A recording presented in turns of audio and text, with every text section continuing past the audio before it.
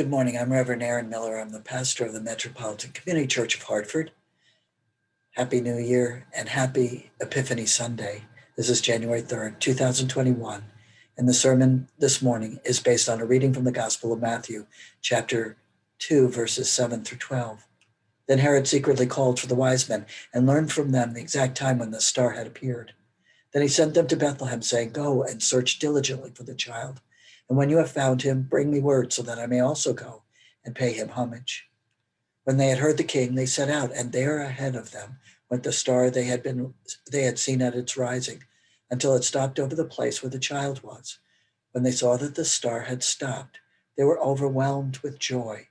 On entering the house, they saw the child with Mary, his mother, and they knelt down and paid him homage. Then, opening their treasure chests, they offered gifts of gold, frankincense, and myrrh.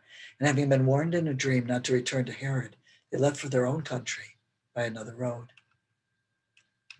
Today I offer a prayer by Benita Hampton Wright. Will you pray with me, please? God of all time, help us enter the new year quietly, thoughtful of who we are to ourselves and to others, mindful that our steps make an impact and our words carry power. May we walk gently. May we speak only after we have listened well. Creator of all life, help us enter the new year reverently, aware that you have endowed every creature and plant, every person and habitat with beauty and purpose.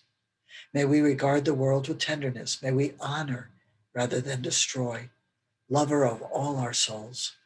Help us enter the new year joyfully, willing to laugh and dance and dream, remembering our many gifts with thanks and looking forward to blessings yet to come. May we welcome your lavish love. In this new year, may the grace and peace of Christ bless us, now and in the days ahead. Amen. Well, it's hard to believe that Christmas was almost 10 days ago. We have celebrated New Year's, and now we have a firm foot headed on the journey called 2021. Yes, it seems Christmas is in the rear view mirror as we put away the wrapping paper, take down the tree, and store the decorations. I'm sure each of us is holding on to hope that Christmas this year will be a grander celebration post-vaccination that will be more festive and more social with far less risk. But before we move on totally from this holiday celebration, making it just a memory, let's pause and remember that for our ancestors in the Gospel of Matthew, Christmas is just beginning for those who are traveling from the east following a star. This story tells us little, and yet it is chock full of drama. There is a murderous and deceptive King Herod, people in Jerusalem who are frightened of anything that threatens the status quo, the religious leaders who show no interest in the birth of Jesus, and a holy family that experienced the joy of a baby's birth alone and not in the comforts of their own home. All that in just 12 verses. There is no star in the Gospel of Luke, only the light of angels when they proclaim good tidings of great joy that shall be for all people.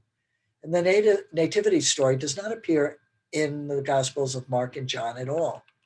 Instead of shepherds, Matthew's Gospel offers us magi on this journey to Bethlehem sometime after Jesus' birth. The Gospel does not tell us how many traveled, but since caravans were prevalent in those times, we can imagine there were many who joined the journey to find what the stars were predicting. Something miraculous was going to happen. And we know only 3 of the gifts, gold, frankincense, and myrrh, that may have been given. We are also not told the gender of the Magi. Some have suggested and even painted the wise men as women. Others have speculated they were transgender. Past MCC moderator Nancy Wilson points out that Magi played the shamanic role often played by eunuchs, or filled by eunuchs, an ancient term for LGBTQ folks. In her book, Outing the Bible, Queer Folks, God, Jesus, and the Christian Scriptures, Reverend Elder Nancy writes, they were Zoroastrian priests, astrologers, magicians, ancient shamans from the courts of ancient Persia. They were the equivalent of Merlin of Britain. They were sorcerers, high-ranking officials, but not kings. Definitely not kings, but quite possibly they were queens. We've always pictured them with elaborate, exotic, unusual clothing, quite festive, highly decorated, and accessorized, end quote. What we do know is these folks, whatever their sexuality or gender identity, left the comfort of their homes for one very simple and compelling reason: to look for and find Jesus. For these travelers, Christmas was just beginning, and in spite of a murderous king and the great risk posed by traveling many miles at night, this caravan headed out. To where? They did not know. Toward what? They could only imagine. Yet they left with great excitement, compelled to see this miracle. And when they finally arrived many months later, they discovered something that would change their lives and the world forever. Although there is much of interest in this story, I have to admit I'm drawn to the star, this astronomical event and phenomenon. As I mentioned during the Christmas Eve service, we experienced a similar astronomical event this past December 21st. During the winter solstice and the longest night in 2020, we experienced the Great Conjunction, when the planets of Jupiter and Saturn came so close in their orbit that it looked like a bright star. This manifestation has been nicknamed the Bethlehem Star or Christmas Star because of its brightness and because it happened very close to Christmas. I call it an epiphany. It was the first time in 800 years this has happened, and scientists say there is evidence that an event, just like this one, happened around the time Jesus was born. It seems to me the birth of Jesus became the greatest of all conjunctions. For two worlds, heaven and earth, touched in that moment, and light broke through the darkest of nights to enter the world. On December 21st, like the Magi, did we look up in awe? Do you wonder, as I do, if we were seeing exactly what the Magi saw more than 2,000 years ago? In that moment of awe, did they, like us, forget about political and religious issues or the great risk heading out in the middle of the night, and for us during a pandemic, to see the Star of Bethlehem and stand in awe, witnessing something unexpected, extraordinary, and even wondrous? To witness an epiphany? A star, the star of wonder that we sing about, tops our Christmas trees. But is this just a cute ritual and merely tradition? One that we pack away each year at the end of the Christmas season without any further thought? Or can the star, this epiphany and divine light, continue to light our path and lead us, just like it did the Magi? These wealthy travelers were foreigners, said to be from Persia, modern day Iran, who were not Jewish, and yet God included them in this nativity story, just like the poor, outcast, marginalized shepherds. The Epiphany, then, is wide, for it includes the poor and wealthy, the religious and not, the native and the foreigner, all invited to witness what God is doing. 2,000 years ago, a divine manifestation was the birth of Jesus that happened with skin, very likely brown or black skin. True, our Christmas this year was different. Not the usual in-person church services, family get-togethers, and holiday parties. And we may remember that first Christmas was different too. Mary and Joseph were alone, not at home and not surrounded by family and friends to support and help during this blessed event.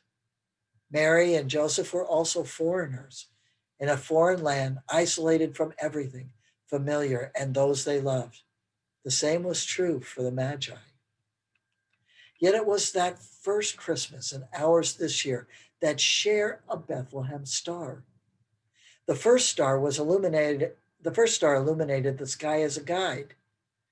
And we know through faith the light became Emmanuel, a light that would shine brightly day and night within those first travelers and now in and around us. For born that day was Emmanuel, God with us now and always. As the story ends, we are told the Magi left Bethlehem and went home by a different road. We don't know where in the world they went afterward, but an epiphany changes everything, for they had stood in the divine presence and looked into the very face of God, experiencing overwhelming joy. And in that moment, that light was no longer just in the sky. It became part of them and now us. We shouldn't be all that surprised, I guess. Science claims that our bodies are 93% made of stardust. It seems that faith and science fully agree that we are made of light. And the Bethlehem star, in part, has helped to make us who we are. That light and our light are now epiphanies in the making as we follow a different path, lighting our way, showing us what we need to see and leading us to places we must go in 2021. Like the Magi who left the comforts of home, this journey will not be easy, not for their caravan or for ours. Yes, we might travel at times when other evil King Herods rule. We might be led to places where we hear the cries of other newborn black and brown babies, heading toward places where people are lonely or afraid, poor and marginalized. And like Magi, it will require us to travel humbly, for we too are foreigners in this land.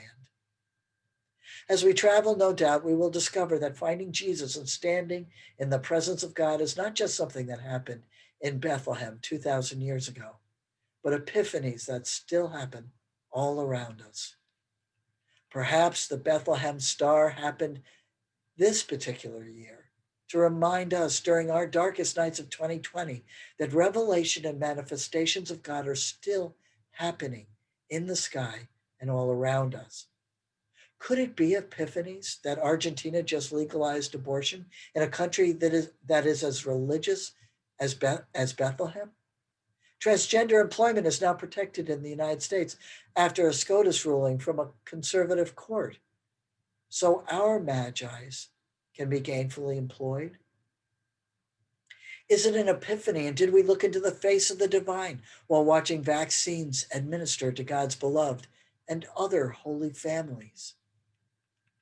Perhaps we, yes, MCC Hartford and MCC Worldwide may very well be an epiphany of what God is doing to help LGBTQ folks live and flourish over some 50 years now.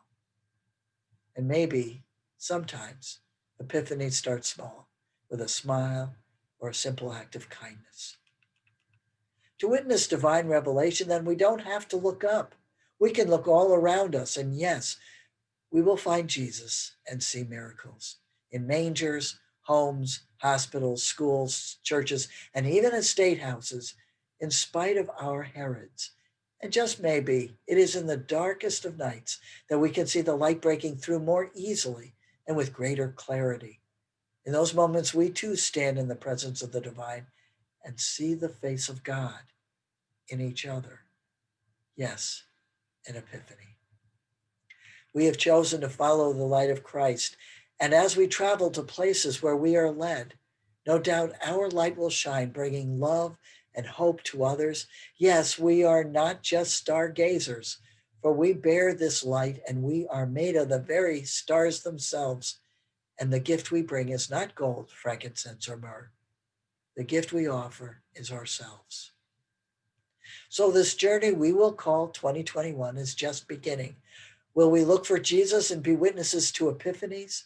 Like the Magi, God invites us to bring our whole and authentic selves by camel or car, on foot and by heart, to the places we must go, to those who still need to see the Bethlehem star, not just a phenomenon that happens every 800 years, one that can happen any day, and to and for any of us, because miracles still abound.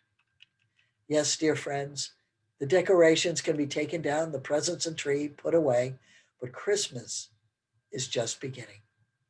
May the epiphanies continue and the divine light burn brightly within us and around us to light us and to light our way to the places where we may offer our gift.